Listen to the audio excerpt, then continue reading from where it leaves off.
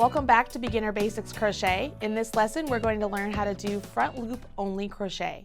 It's important to understand how to do front loop only crochet because there are times you'll come across a pattern where it says front loop only, often abbreviated as FLO. So if we know what that means, it's very easy to complete whatever stitch it is we're going to be completing. So I've completed a chain 13 and I have double crocheted in the 4th chain from hook. And I've worked across double crochets, leaving a couple open. I'm going to work those in just a second. I've went ahead and I skipped those 3 chains and I've marked the top V of the very first double crochet I did. And the reason I did that is it gives me a visual cue on the next row coming back that that is going to be my last stitch that I am going to work into. If you notice here at the top of the stitches, the anatomy of a crochet stitch lends itself to where this is the post and the top here, they look like V's. And so typically as the project is facing you, you will notice that this front leg or the front loop right here, that's considered the front loop. And then this back loop back here, that's considered the back loop. Now again, the orientation of the front loop and back loop is how it is as it's facing you. So when I turn my work here in just a minute, what these front loops are as they're facing me are going to become the back loops because they're now away from me. So I've put my hook back into my loop that I have. I'm just going to finish up my double crochets. If you need a refresher on how to do double crochets, please check out the Beginner Basics double crochet section on this channel. I've completed my doubles. I'm going to chain 3, 1, 2, 3. And I'm going to turn my work.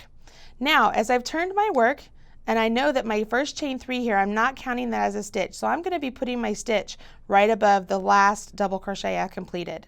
If I were working a normal double crochet, I would be putting my hook directly into that stitch right there to where I have both legs of the stitch or both loops of the V resting on my hook. But because I want this stitch to be front loop only, I'm going to take my hook and I'm going to come up between the V there, and I'm only going to have my hook with the front loop working on there. Does that make sense? So I have the front loop, I yarn over, pull up a loop all the way through. Oh, I started with a single. So I yarn over my hook, go in there to the front loop only, yarn over, pull up a loop so I get back to my 3 loops, and I complete my double crochet. I would carry on doing the same thing, going into the front loop only and complete my double crochet all the way down. So you would do this in whatever stitch it is that the pattern has indicated it wants you to only do a front loop. Often it will have you combine a front loop and a back loop to get a ribbed look.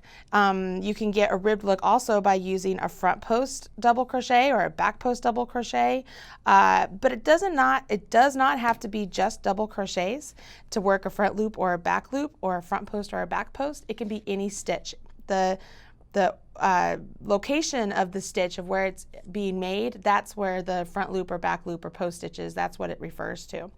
As I set this down, you can see by working in the front loop only, I get kind of a really smooth join there from one row to the next. And if I were to flip it around to the opposite side, you'll see we have left that back loop, that was back loop to us as we were working them, there are free stitches now. So we could go back and actually pick up stitches there if we want at a later date.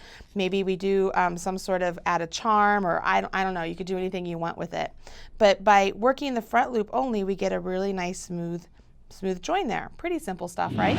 So now you've learned how to do a front loop only into a double crochet, and you can work that into any crochet stitch you want. So you have just built up your crochet toolbox a little bit more. Make sure you hit the subscribe button to find out when new videos are added to this channel because I'd love to teach you a lot more.